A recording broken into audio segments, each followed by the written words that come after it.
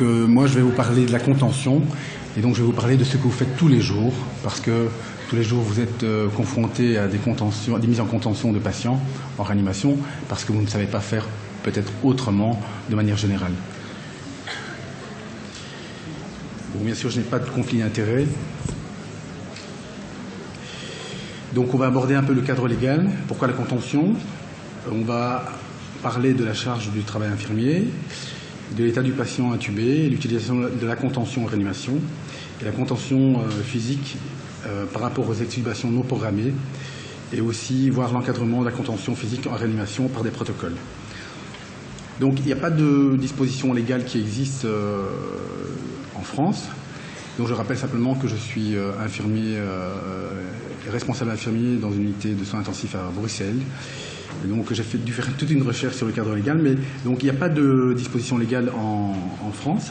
Et donc ce sont plutôt des recommandations de conférences d'experts, surtout au niveau des soins d'urgence. Et donc il dit clairement que le but de rechercher doit être d'obtenir la sécurité d'une personne qui présente un comportement estimé dangereux ou mal adapté, et que ce soit pour elle-même et pour les autres. Et donc dans ce cadre-là, cela fait partie du dossier infirmier et du dossier médical. Donc c'est un acte médical, il doit faire l'objet d'une prescription par le médecin, qui doit être motivé, qui doit être daté, signé, et elle doit faire l'objet d'une information auprès des proches et du patient. Elle est décidée de façon temporaire et de la manière la plus courte possible, et elle doit faire l'objet d'un paramétrage physique et psychologique au niveau du dossier. Alors pourquoi la contention? Donc, surtout pour la sécurité du patient. Il y a des facteurs contributifs d'événements indésirables qui sont connus. Les données de l'ICU, Safety Reporting System nord-américain, montrent bien que ces incidents sont liés surtout aux voies aériennes, et ils sont associés surtout à la condition du patient, à l'âge, à la dotation du personnel en réanimation et aux compétences des internes. Donc en pratique, la réanimation, les contraintes physiques et chimiques sont utilisées pour protéger les patients d'états d'agitation ou de confusion en rendant susceptibles d'arracher les équipements.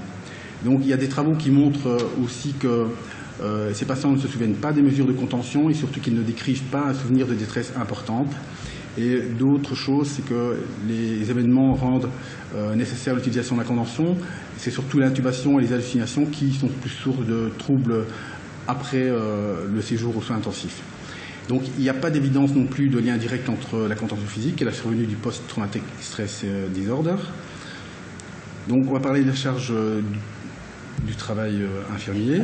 Donc il faut savoir qu'il y a des études, notamment un article sur l'utilisation de la contention physique aux soins intensifs, une étude biculturelle de Ben Martin, qui a observé le travail, la prise en charge des patients aux États-Unis et en Norvège. Et donc on a pu observer 39 contentions aux États-Unis et 0 en Norvège, avec 7 cas d'enlèvement de voies périphériques qui sont signalés dans l'échantillon américain. Et il faut savoir que le ratio infirmière-patient est de 1 infirmière 1 pour 1 en Norvège et de 0,65 aux États-Unis. Et donc je l'ai mis en corrélation avec ce qui se passe en France dans le cadre légal. Donc en France, il est de 0,40 infirmières par patient. Le ratio infirmière, donc dans une étude faite par la NAP sur les indicateurs de performance en réanimation, on peut voir que sur cette étude de benchmarking, qui a mis en exergue 18 services de réanimation, dont plusieurs de niveau universitaire, et donc on voit que la moyenne des infirmières par jour, dans leur prise en charge, ils prennent en charge 2,3 patients par infirmière. Et la nuit, c'est 2,7 patients. Donc, il faut mettre aussi en corrélation le taux d'absentéisme avec une médiane de 11%. Il faut savoir que si on fait le calcul et qu'il y a plus de 10% de membres du personnel qui sont absents quasiment tous les jours, donc on augmente la charge de travail et on passe de 2,3 à 2,7 patients par infirmière. Il y a aussi le turnover qui est très important ici en France, donc qui est de plus ou moins 15%, qui va venir poser des problèmes. Et donc on va aborder ici l'état du patient. Donc le délire est associé à une augmentation de la mortalité, il ne faut pas l'oublier, surtout pour les patients qui sont ventilés mécaniquement, d'où l'importance de traiter efficacement non seulement pour des raisons de confort et d'entourage et de son entourage, les soignants, mais également pour des raisons sécuritaires. Donc l'agitation, il y a une réflexion qui doit être balancée entre le bénéfice-risque pour le patient, entre une sédation par des médicaments et être contenu physiquement ou laissé à un certain degré d'agitation. Il faut savoir que les patients qui sont intubés vivent mal le tube endotrachéal parce qu'ils se plaignent de douleurs au niveau du pharynx ou du larynx. Il y a aussi l'inconfort des aspirations quotidiens. Et donc le traitement principal, c'est l'extubation. Et ce n'est pas une sédation profonde. Par contre, dans la grande majorité, ces inconforts peuvent être gérés par une antalgie pure sans y associer un sédatif. Il faut savoir que dans une étude de Samir Jaber, parue dans le Chest en 2005, donc il a étudié 95 patients qui étaient agités dans son service. Et donc on peut voir que plus le patient passe du temps en séjour en réanimation, plus son état d'agitation ne fait qu'augmenter. Donc à 2 jours, il y a 15% des patients qui sont agités, à 5 jours, 70%, et à 10 jours, 90% des patients sont agités. Dans cette même étude, on voit les conséquences de cette agitation. Et donc, on peut observer quand même que 16,5% des auto-extubations sont présentes dans le groupe des agités, et aussi l'enlèvement de cathéter pour 16%, et aussi le retrait de sondes urinaires pour 23%. Tandis que dans le groupe de non-agités, il n'y a quasiment pas d'événements sentinelles. On doit mettre aussi en corrélation cette observation avec le taux d'infection qui est très élevé, 33,7% pour les infections nosocomiales, et aussi les pneumonies qui sont présentes, 22,8%. Alors, c'est quoi l'impact de l'agitation et du délire? Il y a une souffrance pour le malade, pour les proches, pour le personnel. Il y a une interférence avec les soins, il y a une mise en danger du malade au niveau des chutes, des extubations accidentelles. Il y a aussi des arrachements de cathéter, de drains, une désynchronisation du respirateur qui va amener à une hypoxémie et à une hypercapnie. Il y a des effets indésirables de la sédation, bien sûr, et aussi par la prise d'antipsychotiques. Donc il y a une augmentation de la demande métabolique et aussi une hypertension artérielle systémique qui sera présente. L'impact différé, c'est la prolongation du séjour hospitalier, une augmentation des coûts et une surmortalité en réanimation. Donc on va observer quelques études. Donc je reviens sur l'étude que je vous ai expliquée au début, avec l'étude biculturelle en Norvège et aux États-Unis. Il faut savoir que le niveau de sédation score montre que les patients qui sont dans les unités norvégiennes sont beaucoup plus sédatés que les patients dans les unités américaines. Et donc le score de sédation SAS montre bien que le taux faible des patients américains montre bien significativement la faiblesse chez les patients américains par rapport aux patients norvégiens à 2 ans d'observation. Donc il faut savoir aussi que si on lit un peu plus profondément cet article, donc le sulfate de morphine a été administré à une dose nettement plus élevée dans l'échantillon norvégien, avec une médiane de 1,31 mg/kg par rapport à 0,17 mg/kg dans les unités américaines. Donc ça veut dire que l'administration de sulfate de morphine a été administrée 8 fois la dose qui est administrée dans les unités américaines. Donc ce qui peut expliquer aussi l'état d'agitation qui est beaucoup plus important dans ces unités américaines. Et en plus, on voit qu'il y a une administration de paracétamol et une administration de midazolam pour 20 patients et de propofol pour 17 patients. Donc ces patients-là sont fortement sédatés. C'est pour ça qu'il n'y a pas de contention dans les unités norvégiennes.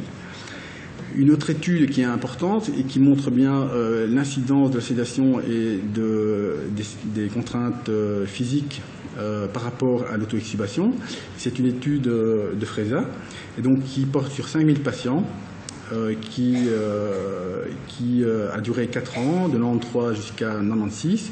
Eh bien, on peut observer quand même que le nombre d'auto-extubations va diminuer dans les années, donc 10%, il passe à 4%, et il faut savoir aussi que le nombre de patients qui sont contentionnés va aller en augmentant, donc de 58% on passe à 90%, donc la contention, au contraire, elle diminue le taux d'extubation dans cette étude. Quels sont les facteurs d'influence? Donc c'est vrai que l'extubation non programmée elle a un caractère brutal, ça vient alourdir la charge de travail. C'est une véritable complication, de 2 à 6% en moyenne des patients. Ça va toucher 6 à 20 incidents par 1000 jours de ventilation, qui impose une réintubation pour quasiment la moitié de ces patients, et qui ne va pas modifier la mortalité pour ces patients. Donc le devenir des patients est très dépendant de leur état de tolérance à l'extubation. Donc les patients qui présentent une auto-extubation sont plus souvent agités, confus et sont soumis à une contention mécanique ou à une sédation par benzodiazépine. Donc on montre bien qu'il y a des indicateurs qui sont souvent corrélés, identifiés comme étant des patients à risque d'auto-extubation par les équipes soignantes, mais la stratégie préventive, contention, sédation, n'est pas adaptée. Une étude assez importante, c'est celle de Chang, qui montre bien sur 191 contentions physiques, il y a 82 extubations imprévues, et donc le groupe extubation imprévue a eu un taux plus élevé d'infection nosocomiale que le groupe témoin, donc 29,3% versus 15,6%. Donc on peut se demander, est-ce que c'est l'agitation, la contention, l'extubation qui a créé le fait, ou est-ce que c'est l'infection nosocomiale qui n'a pas été traitée ou qui crée l'état d'agitation.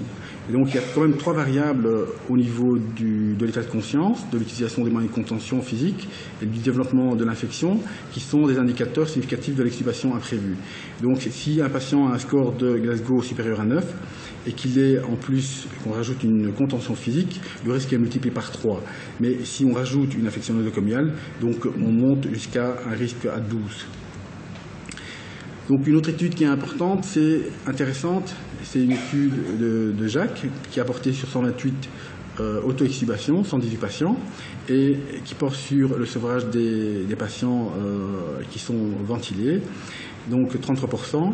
Et on montre bien que dans ces patients, plus de la moitié sont agités, plus de la moitié sont sédatés, et qu'il y a un encombrement trachéal, une température qui est présente. Et pour 88% des auto-extubations, elle est délibérée, donc 94% étaient contentionnés.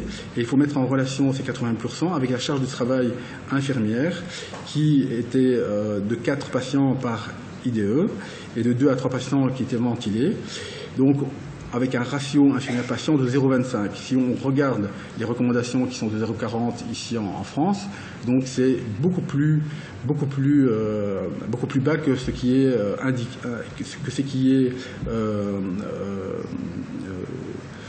que ce qui est conseillé comme norme. Donc, j'ai trouvé dans la littérature un protocole qui, lui, montre bien l'évaluation de la contention dans des unités de soins intensifs au Canada, à Montréal. C'est le protocole de Vance et qui montre bien qu'il y a 3 niveaux à considérer. Un niveau 1 sur la présence d'équipements et de traitements au niveau du patient. Soit il est inconscient, paralysé, ou il est alerte et orienté dans les 3 sphères, et soit il est observé constamment par le personnel, soit donc il n'y aura pas de contention. Dans le niveau 2, il y a une présence d'équipements et de traitements dont l'auto-retrait n'est pas une menace pour la vie du patient. Donc c'est simplement la voie périphérique, une sonde urinaire ou des drains simples. Donc là, s'il est alerte, il n'y a pas de contention. S'il est confus, désorienté, il y aura une contention.